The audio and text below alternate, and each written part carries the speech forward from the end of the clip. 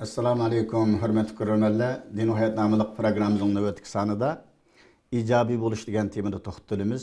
Men program riyosatchisi Ubul Qosim Ahmadi, programmamizning aziz mehmoni Sharqiy Turkiston Ulamolar birligi tadqiqot bo'limining mudiri ustoz Muhammad Yusuf Qarajim bo'ladi. Qarajim programmamiz uchun qimmatli vaqtini chiqarib kelganligi uchun rahmatimizni bildiramiz. Sizlarga rahmat. Programmamizning ijobiy bo'lish degan nima? Bu ijobiylikninki bir ta'rif haqida bunu bir tushuntirishdan boshlagan bo'lsak, qani marhamat. Bismillahirrahmanirrahim. Elhamdülillahi Rabbil alemin ve salatu ve selamu ala eşrefil murselin seyyidina Muhammed ve ala alihi ve ashabihi ecmaîn. İcabi buluş degan etrafımızdaki reallıkka to'g'ri muomala qilish, dunyoni to'g'ri tushunish ve Allah Taala haqida to'g'ri qarashda bo'lish ve bo'layotgan ishlarni mumkin qadar o'zimizningki yaxshi payda tarafiga, yaxshi tarafiga elib kelishga tirishish ve her narsaning güzel tarafiga, yaxshi tarafiga ve her odamningki bo'ladigan tarafiga qarash. Jamda buningda masalan İsa alayhissalom to'g'risida bir qissa bor ekan. İsa alayhissalom bir kuni havoriylar bilan ketib qolsa, bir shu chirib ketgan bir ishninki bir topi debmiz o'lgandi. Purabni shu yendikilar bunu tutup nimanchi sesiq bu deb shunda o'tib ketib qolsa, İsa alayhissalom da qarab qaranglarning tishlariga marvoyatdek tishlari bor ekan deglikda. Bütün sesiqning ichida bir chiroyli, go'zal marvoyatdek kişinin bağlılığını görgende. Yani Peygamber sallallahu aleyhi ve sellem insanlara muamele kılışta o insanınki 30% ya 40% yaxşı tarafı olsa onun 60 ya 70% naçar tarafını hesapka almay aşının muamele kılatıca. Hem narsınınki eğer biz aşı güzel tarafıya bulumluk tarafıga, yaxşı tarafıga qarsak, o yaxşı bulu demdi o.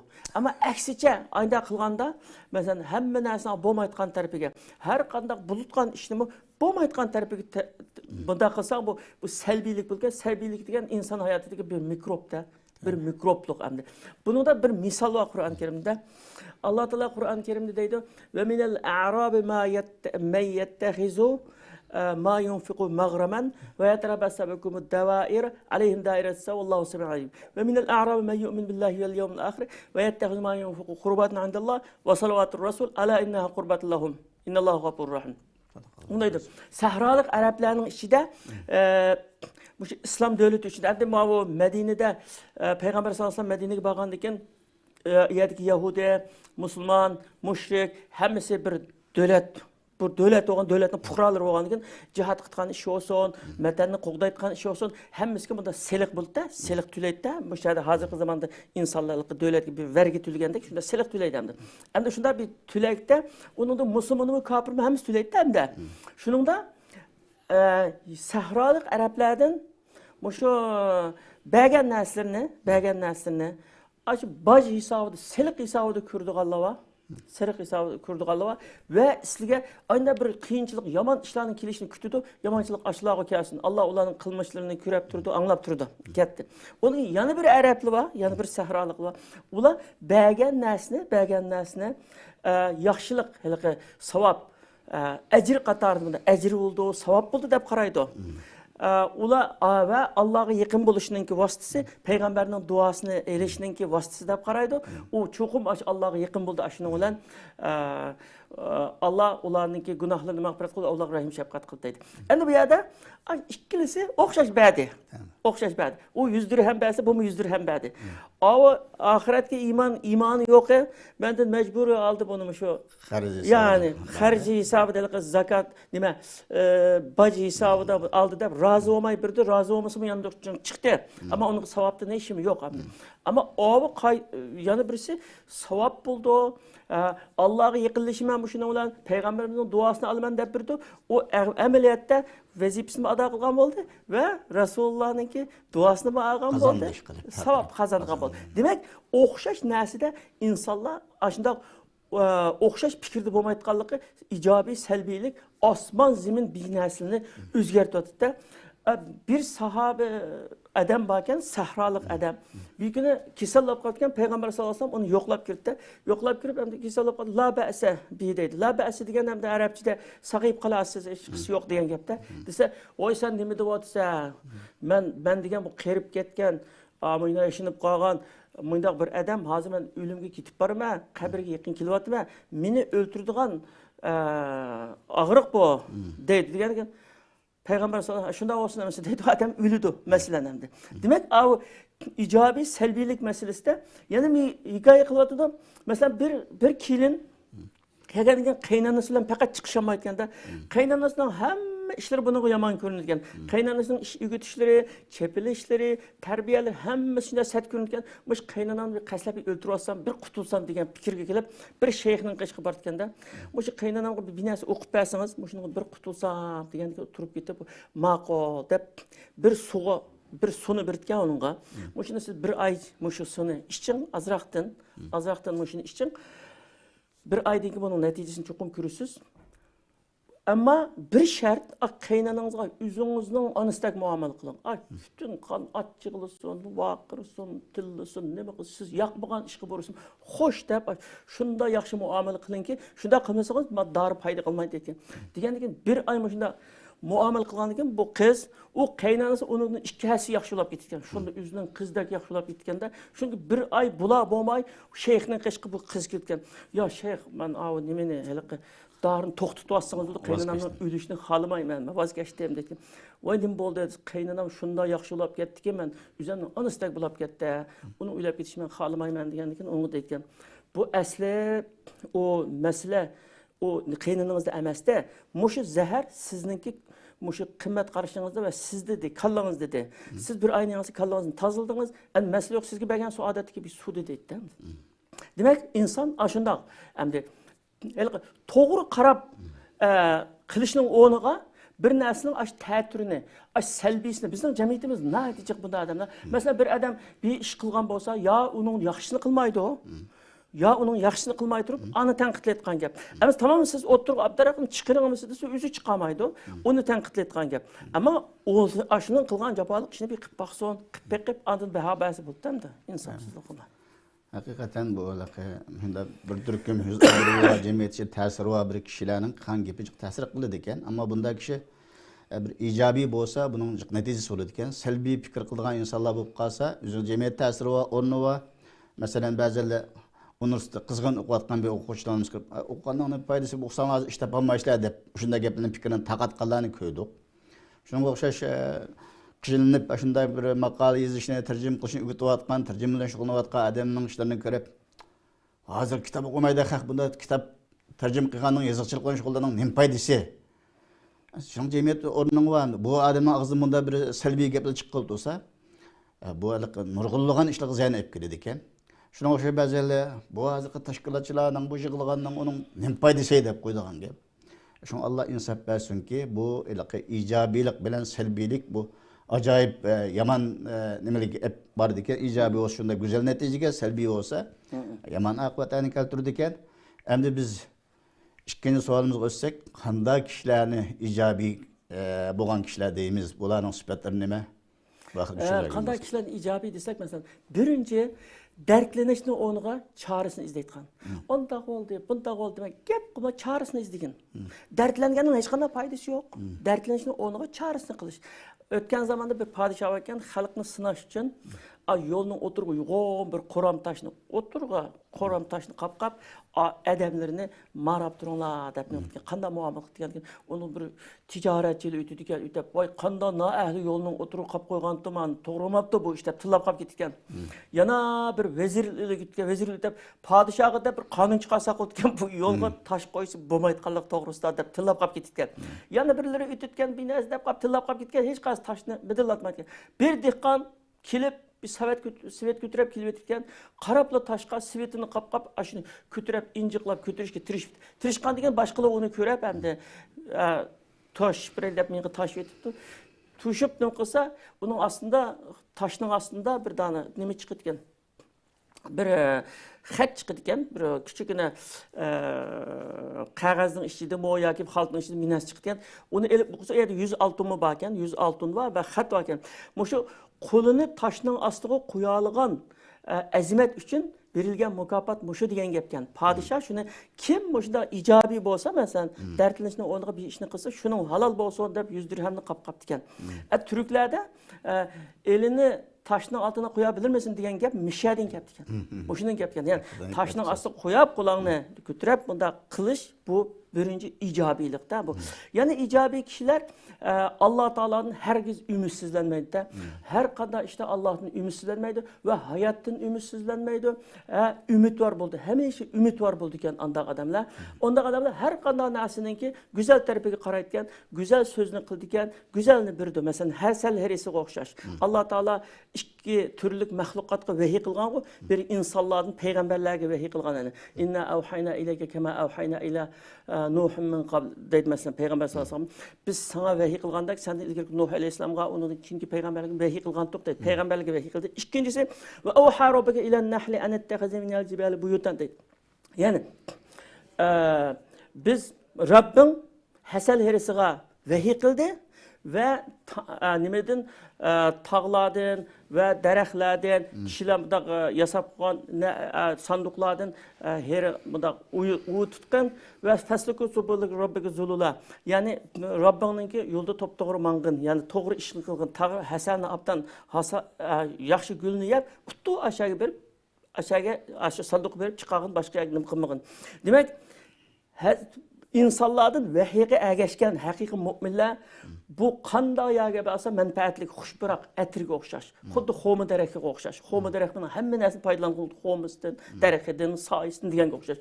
Xuddi mu'min odam xo'ma daraxtiga va hasal harisiga o'xshash. Ijobiy bo'lgan, salbiy bo'lgani rasmiy mikrob to'shiydigan chivinga o'xshashda.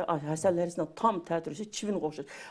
Qanday bir narsani jarohatga, yiringa, ichilib qolgan yerga qo'nadigan ashan akilib pakiz adamlarninki nimasiga chachidigan.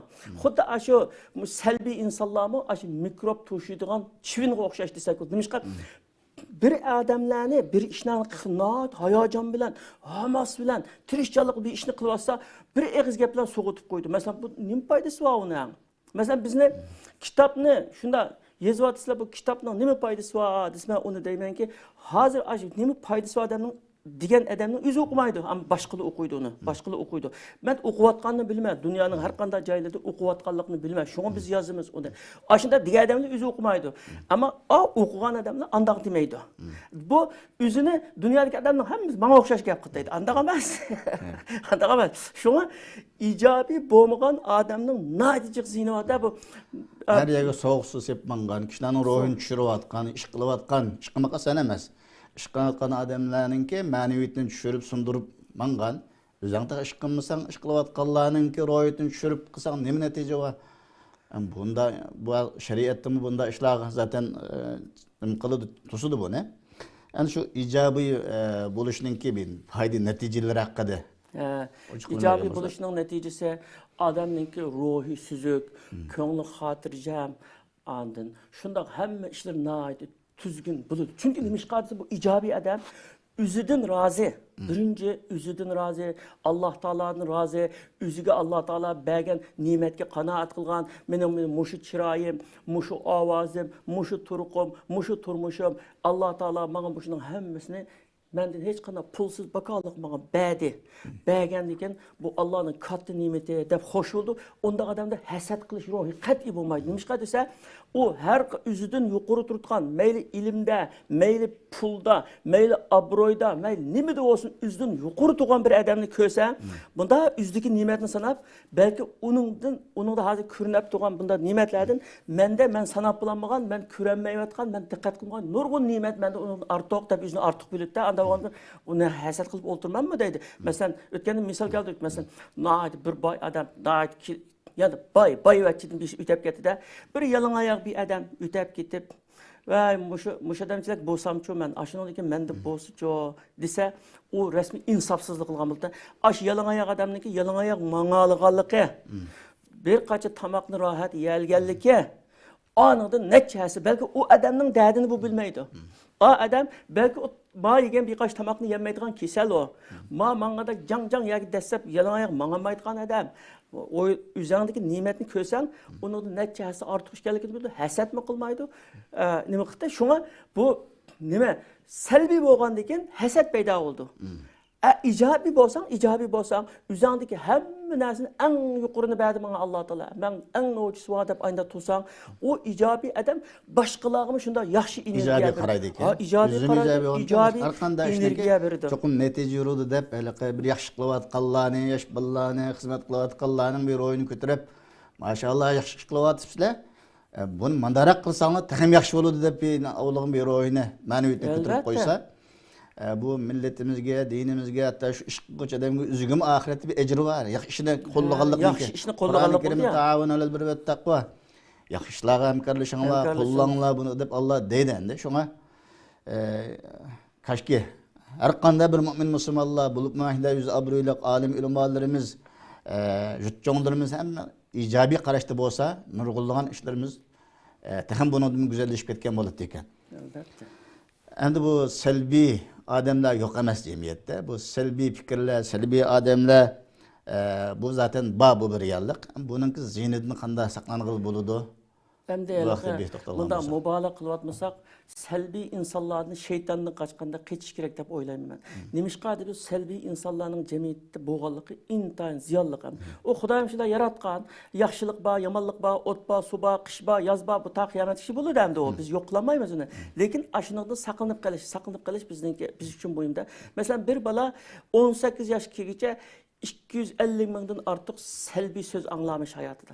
Mesela senin bo'g'uning mushumu, sen qulog'ingdan ish kelmaydi, dötsen, qog'i kelmaysan, sen qila olamsan o ishni, palonning bolalarini ko'rmadingmi? Sen degan odam emas, deganga o'xshash sanab kelsan minglar salbiy so'zni anglagan degan bu bola u chog'da uningga bak diqqat qilmasmi? Mesela bir ishni qilg'il qo'pab, bir ishga indilib, bu ishdan kuchugina g'alaba qozonmag'il qo'pganda yoki bu ish keyinchi tug'anda, ha menga ashuna degandir, yaramas deyting, yaramas o'xshayman deb tashlab qo'ydi ishnicha. Bir odamning hayotini nobud qiladi bir og'iz so'z ya. Bir og'iz so'z bir odamning hayotini nobud qiladi. Mesela ijobiy so'zda bunda bir gap bor g'arbliklarning. Bunda Michel'dan bayliq avtobusda va poyezdda qalam satayotgan bolalar var ya. Tilashning o'rniga ham tilisa xijil bo'ldi. Uni qalam, mendil bilmasdan akagandan uni ba'zi mendilni qalamni oladi ya, amay pul berib qo'ydi masin. Yevropa aldım bakan shu. Bir kuni bir bola bir boyvachchi, cho'ng shirkatning holdingning egisi ashan ketib poyezddan tushib ketib bo'lsa, abal qalamni tutib turgan, bir qalamni shunda nima qalamni bunda ko'rib, u bolaga ish chaqirib $1 berib qo'yib, $1 berib qalamni olmay ketibdi, birdan turib 1 minutga qaytib keldi. Voy yigit, men pulni berib bulab, qalamni olmay ketibdi dedi. Nimishqa ketib bulab o'ylab, ma bola menga sadaqa berdi, tilamchikan deb o'zining ruhini o'zi bunda qilmasin, satqan bo'lsin, ruhi ustin bo'lsin. Qalamni $1 ga satdim deb bunda qilsin deb eplab, sen degan cho'ng bo'lganda katta cho'ng boy bo'lsa sen deb qo'yib bir og'iz gap. Bir og'iz gap bo'lmada o'ylab, "Xo'ras, musha odam bu bunda cho'ng bir odam ekan, masalan, qo'llarida so'mka bunda ketib bordi.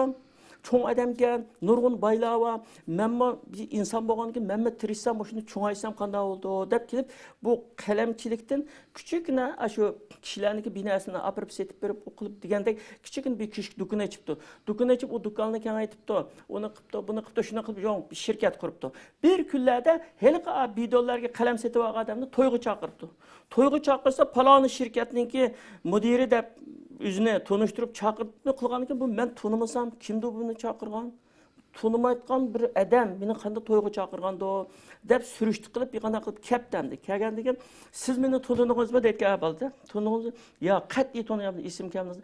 Shu $1 ga mendan qalam setib olib, sen katta odam bo'lsan, cho'ng boy bo'lsan debdingiz. Rost boy bo'ldim. Shu bir og'iz so'zingizningki nimasidan shunda bo'ldim, men sizga bak minnatdor deb qo'shilib ketgancha. Bir og'iz so'z insonning hayotini o'zgartiradi. Ya'ni bir og'iz so'z uning aksicha bir odamning hayotini qarayta oladi ya.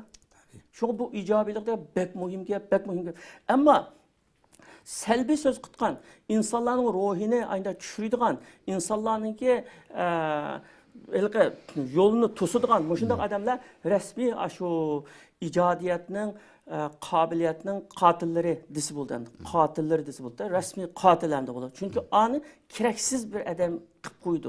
O'ltirayotganda u odam hayot bo'lsa-mu, hayot roli bo'lmagandan o'likka o'xshash endi. Ayda bir holatga tushirib qo'ydi.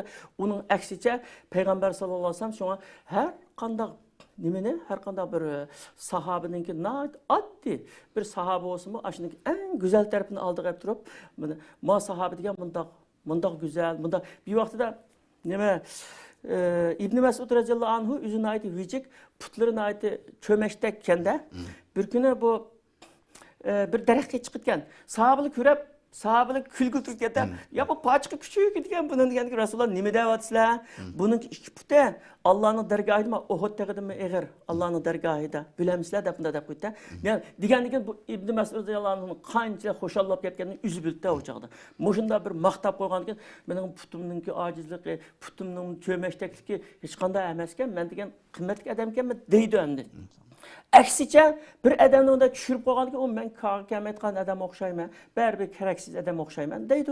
Demek bir adamı öldürüp tüldürel etken hem de icabilik selbilik. Allah razı olsun. Vaqt münasebet bilen programımızı bir yerde ahırlaştırmamız. Keyingi sallarda kayıt uçuruş ümidi bilen her birinlerden hoşlaşımız. Hayır hoş selamet bulunla. Esselamu aleyküm ve rahmetullahi ve berekatuhu.